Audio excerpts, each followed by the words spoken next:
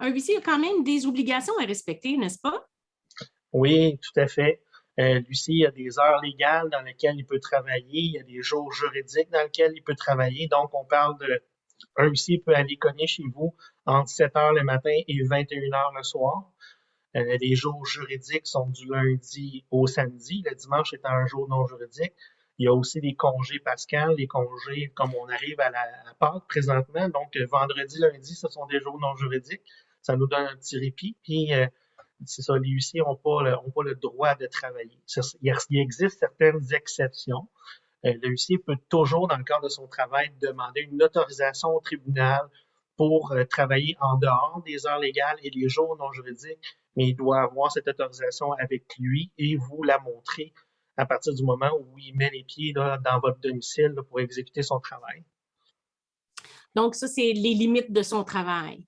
Pour compléter, si vous aviez justement un conseil à donner aux gens qui sont rendus malheureusement à l'étape là, de votre visite, quels seraient les conseils de base que vous leur donneriez? Ben, je leur dirais dans un premier temps de ne pas avoir nécessairement peur de la personne qui va être en leur présence.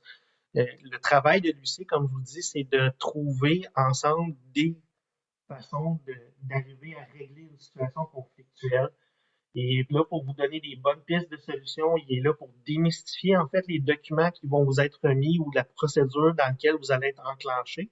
Il va être la meilleure personne qui va pouvoir vous expliquer la procédure, puis vous donner des pistes de solutions, sans vous donner encore une fois des conseils juridiques, mais il peut très bien vous référer à des professionnels du droit qui vont être plus ciblés, dans le fond, avec le type de procédure qui vous est signifié.